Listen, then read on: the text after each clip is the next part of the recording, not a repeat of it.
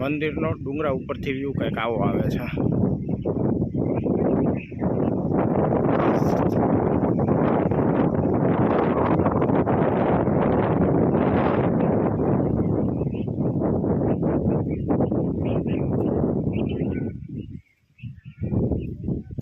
આજુબાજુ પહોંચી ગયા છીએ દાદાના સાનિધ્યમાં. તો ચાલો આપ સૌને દાદાના દર્શન કરાવું.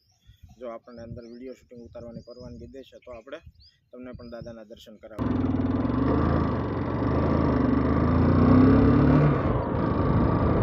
હેલો ફ્રેન્ડ્સ, આજે આપણે આવ્યા છીએ કુદરતના ખોળે, કે જ્યાં જંગલ જેવું વાતાવરણ છે. અને આવા જંગલ જેવા વાતાવરણની અંદર દાદા બેઠેલા છે. આપ સૌ નિહાળી રહ્યા છો, આજુબાજુમાં ડુંગરા અને જંગલ જેવું જ છે, નહીં વસ્તી કે નહીં કાંઈ. અને આજે છે શનિવાર, આપણે જઈએ છીએ દાદાના ખોળે. જો જેમ કે તમે અહીંયા વાંચી શકો છો કે અહીંયા જંગલી જનાવરોનું વધારે છે. આ વિસ્તાર કહેવાય જંગલી જનાવરોનો, જંગલ જ છે આ એક. કે અહીંયા એક દાદા બેઠેલા છે. શનિવાર છે અને આપણે જઈએ છીએ દાદાના દર્શન કરવા. આવો આપ સૌને પણ એક આવા અલૌકિક દાદાના દર્શન કરાવડાવું, કે જેનું નામ છે વાક્યા હનુમાનજી દાદા. અને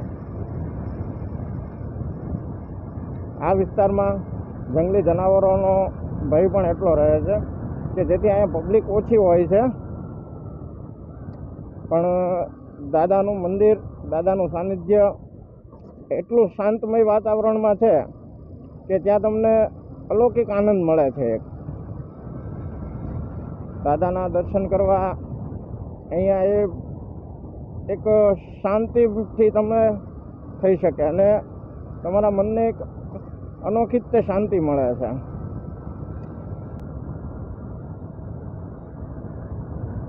આ જે મંદિર છે એ આવેલું છે આમલા ગામ પાસે.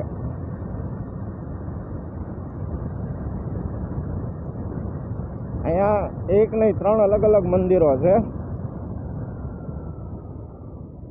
એક છે ખોડિયારમાંનું મંદિર,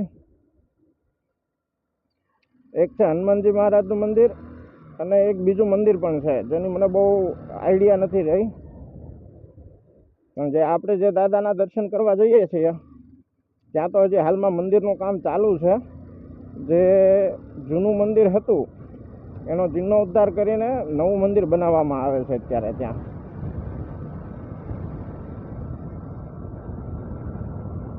જોકે દિવસનો સમય છે એટલે અત્યારે જનાવર તો જોવા બહુ ઓછું મળે, પણ સાંજે આ રૂટ ઉપર માણસોને અવર જવરમાં પણ બહુ તકલીફ રહે છે. કારણ કે સાંજના સમયે, રાત્રિનો સમય હોય ત્યારે જનાવરો અહીંયા ગમે ત્યાં હોઈ શકે છે. અહીંયા તમે જુઓ, ભાગ્ય કોઈક ગાડી જોવા મળે છે કે જે અહીંયા આમલા ગામથી પાલીતાણા બાજુ આવતા હોય એવી જ ગાડીઓ એ કોઈક જ છે. એટલું ટ્રાફિક નહીં કે કાંઈ નહીં. આમલા ગામની બરોબર પાછળની બાજુમાં જ તે આ મંદિર છે. જે ત્રીજું મંદિર હતું એ તિરુપતિ બાલાજી મંદિર હતું. જે આગળ આપણે બોર્ડ મારેલું રોડ ઉપર જોયેલું, આપણે અત્યારે બરોબર એની પાછળની બાજુ છીએ. એટલે એક રીતે એમ પણ કહી શકાય કે આપણે સિંહના વિસ્તારમાં જ છીએ, જે જંગલી જનાવરોના વિસ્તારમાં છીએ. ગામના લોકોને તો ખબર જ હોય છે કે ક્યાં કયા ટાઈમે કયું જનાવર જોવા મળે છે.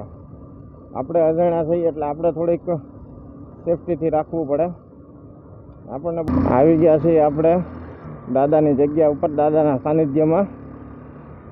સામું આવી ગયું દાદાનું મંદિર.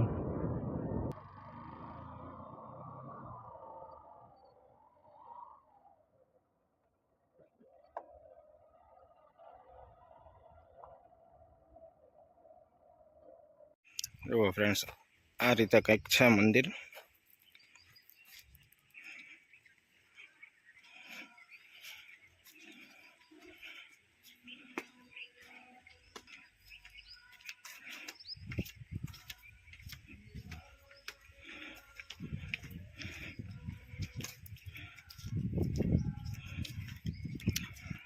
સ્વયંસેવકો પણ ઝાડવાને પાણીની પાય છે. ઉનાળામાં ગરમીમાં બગીચો બગડે નહીં કે સુકાઈ ન જાય બગીચો, એ માટે.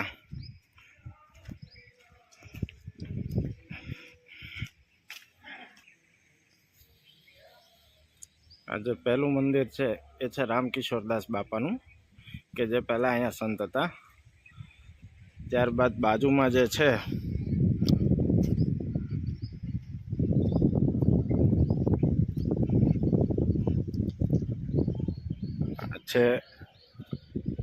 આ છે હનુમાનજી દાસ બાપુનું.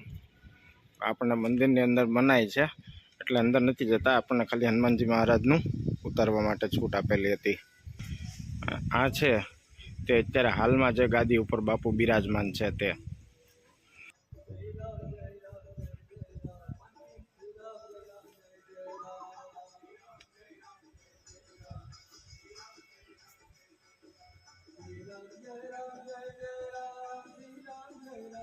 જુઓ ફ્રેન્ડ્સ, આજે વાક્ય હનુમાનજી મંદિરનો જીર્ણોદ્ધાર ચાલી રહ્યો છે અત્યારે.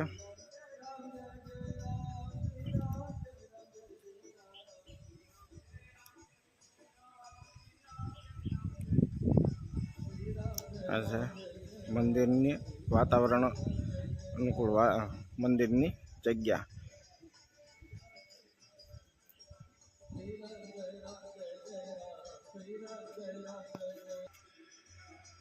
જુઓ ફ્રેન્ડ્સ, એટલે મોટા મંદિર બનાવવામાં આવે છે. પહેલાં જ્યારે નાનું મંદિર હતું એ સમયમાં સાવ નાનું મંદિર હતું, અત્યારે આટલું મોટા મંદિર બનાવવામાં આવે છે. આપણે જે સંતનું તમને મંદિર બતાવ્યું એમની ચરણ પાદુકા અહીંયા છે. ચાલો આપણે એના પણ તમને દર્શન કરાવડાવું. આ છે રામદાસજી બાપુની ચરણ પાદુકા. જો આ છે કિશોરીદાસ બાપુનું ચરણ પાદુકા.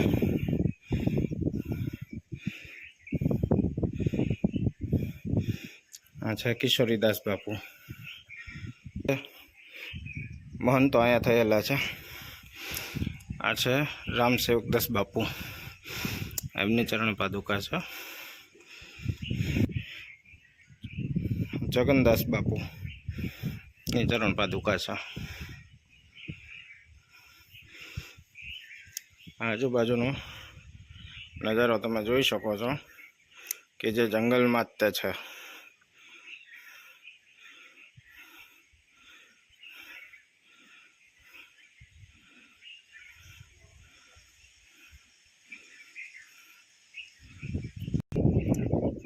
મંદિરનો ડુંગરા ઉપરથી વ્યૂ કંઈક આવો આવે છે.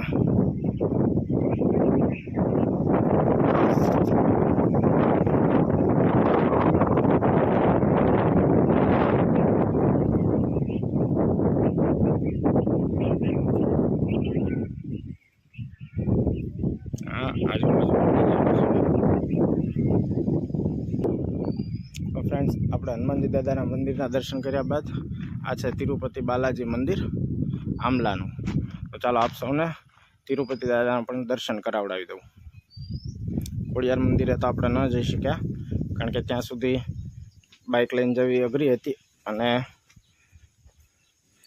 બાઇક પણ ઉપર જતી નહોતી. ટાઈમનો પણ અભાવ છે, કારણ કે હજી પહોંચવાનું છે ભાવનગર. તો ખાલી એક આપણે તિરુપતિ બાલાજીના દર્શન કરાવી દઉં. ત્યારબાદ આપણે બીજી વાર આવશું ત્યારે ખોડિયારમાંના દર્શન કરવા પણ જઈશું.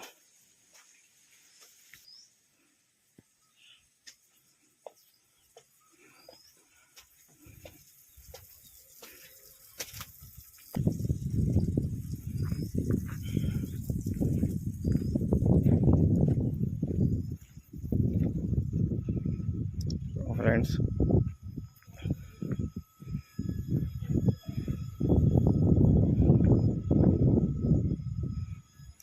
તિરુપતિ બાલાજી.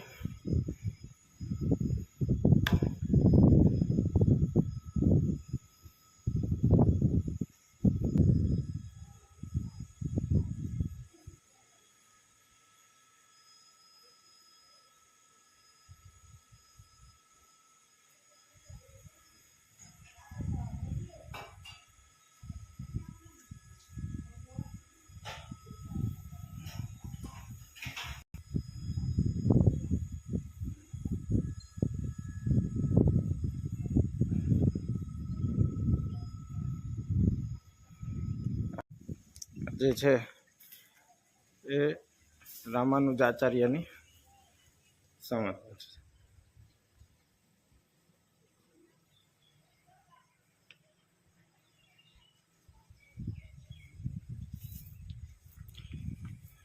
ત્યારબાદ આવે છે વિષ્ણુ ભગવાન.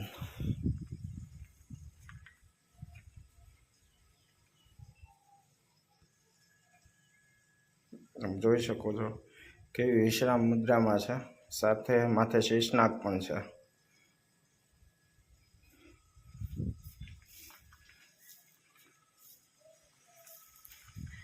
પદ્માવતી માતાજી છે.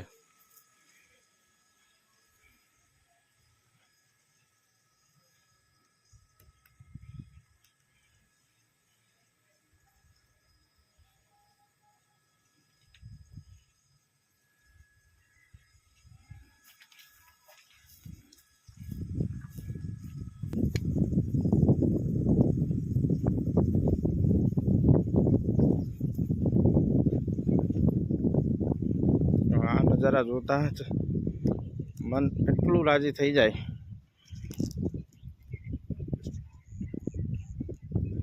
આ એક છે શિવલિંગ મહાદેવનું નાનું એવું મંદિર પણ છે અહીંયા.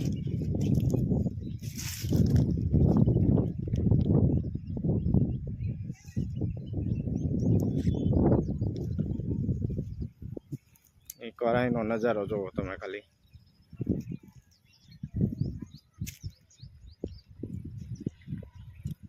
સામે દેખાય છે એ આમલા ગામ છે.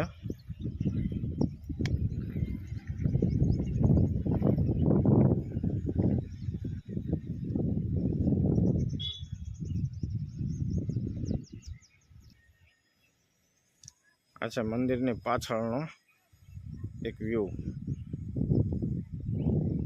કે જંગલ જ છે અહીંયા, છતાં પણ માણસો અહીંયા એટલી ભાવતીને શ્રદ્ધાથી આવે છે. આ છે મંદિરના બાપુ.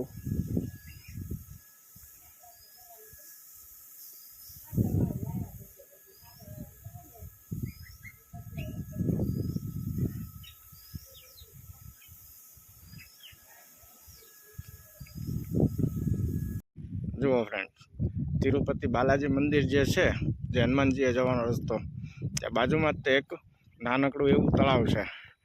અને તમે ખાલી વાતાવરણ અહીંના દૃશ્યનું જુઓ કે કેટલું મનમોહન હશે, કે આ વાતાવરણ ઉપર તમે તમારા ફેમિલી સાથે પણ આવી શકો છો. જુઓ અહીંનો દૃશ્ય એકવાર જુઓ તમે.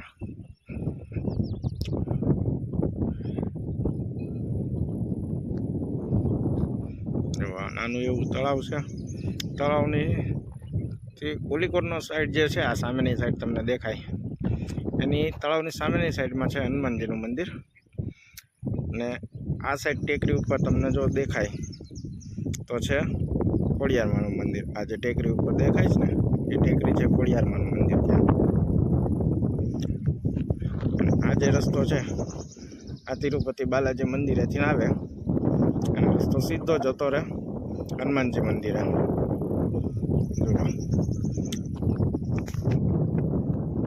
લોકેશન જુઓ આખી તમે.